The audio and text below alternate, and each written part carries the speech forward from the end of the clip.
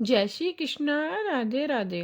आज मैं आप सभी के लिए पौष मास के शुक्ल पक्ष की पुत्रदा एकादशी की कथा लेकर आई हूँ। पौष मास के शुक्ल पक्ष की एकादशी का नाम पुत्रदा एकादशी है। इस दिन नारायण की पूजा की जाती है। इस मनोकामना और सिद्धि देने वाली पुत्रदा एकादशी व्रत के समान अन्य कोई व्रत नहीं है। हे युधिष्ठिर, इस संबंध में एक कथा कहता हूँ, सुनिए। भगवान श्री कृष्ण ने कहा, हे युधिष्ठिर, पूर्व काल की बात है। भद्रवती नामक नगरी में सुकेतु नाम का एक राजा राज्य करता था।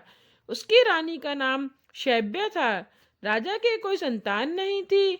इस कारण राजा और रानी पुत्र न होने की चिंता से सदैव चिंतित रहा करते थे। राजा के मन में भी चिंता थी कि पुत्र न होने पर मेरे पूर्वजों को और मुझे भी पिंडदान कौन देगा। बिना पुत्र के पितरों और देवताओं का ऋण मैं कैसे चुका सकूंगा। उसके पितर भी रो रो कर पिंड लेते थे कि इसके बाद हमें पिंड कौन देगा। भाई बांधव, धन, हाथी घोड़े, राज्य और मंत्री सब कुछ होते हुए भी राजा को संतोष नहीं था। जिस घर में पुत्र ना हो उसमें अंधेरा रहता है। राजा रात दिन इसी बात की चिंता में घुलता रहता था। इसलिए उसने सोचा कि मुझे पुत्र की प्राप्ति के लिए प्रयत्न करना चाहिए। पूर्व जन्म के कर्म से ही अगले जन्म में पुत्र, धन आदि प्राप्त होते हैं। इसी प्रकार चिंता में राजा के दिन कटते गए। एक समय राजा ने अपना जीवन ही समाप्त करने की सोची, परंतु आत्महत्या को महापाप समझकर वह ऐसा नहीं कर पाया। इन्हीं विचारों में डूबा राजा एक दिन बगैर किसी को बताए घोड़े पर चढ़कर वन को चल दिया। वहां उसने देखा कि हाथी अपने बच्चों और हथनियों के साथ घूम रहे हैं। उस वन के दृश्यों को देखकर राजा को दुख हुआ और दुख बढ़ता चला गया। वह सोचने लगा कि वह पुत्रहीन क्यों है। इसी सोच में दोपहर बीत गई।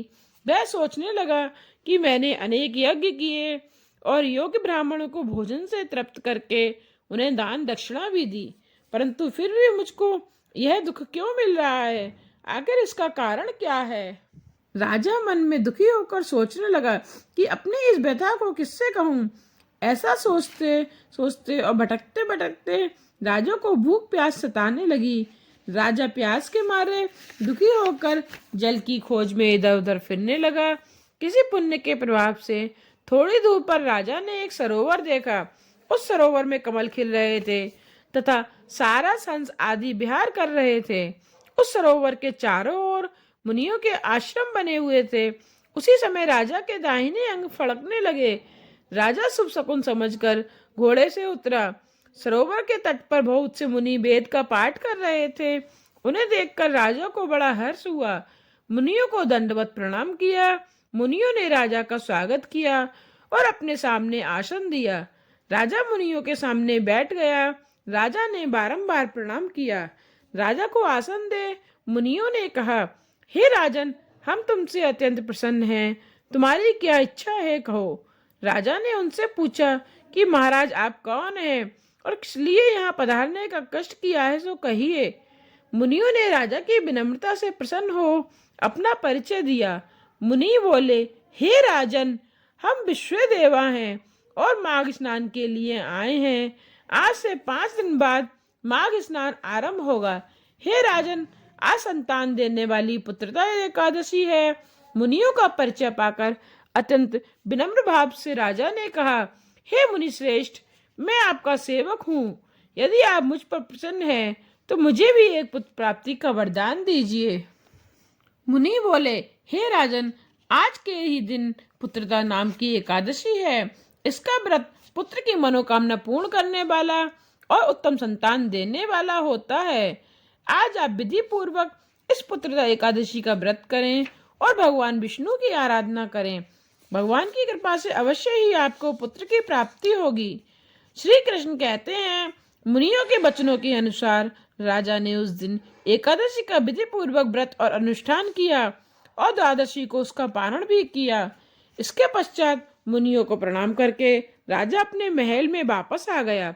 श्री विष्णु भगवान की कृपा से कुछ समय के बाद रानी ने गर्भ धारण किया और 9 माह के बाद उसके एक तेजस्वी पुत्र हुआ। समस्त राज्य में प्रसन्नता छा गई।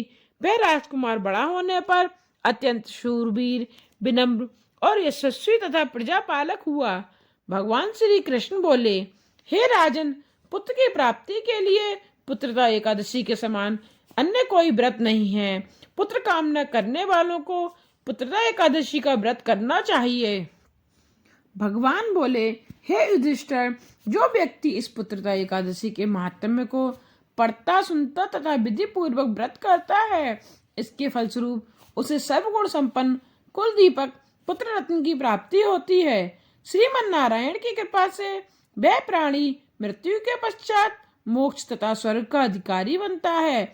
इसको पढ़ने से अग्निष्टोम यज्ञ का फल मिलता है। मेरे आगे आने वाले वीडियोज के लिए चैनल को सब्सक्राइब करके बेल आइकन को प्रेस करके ऑल पर क्लिक करना ना भूलिएगा, जिससे आने वाले वीडियोज के नोटिफिकेशन आप तक पहुंचते रहें।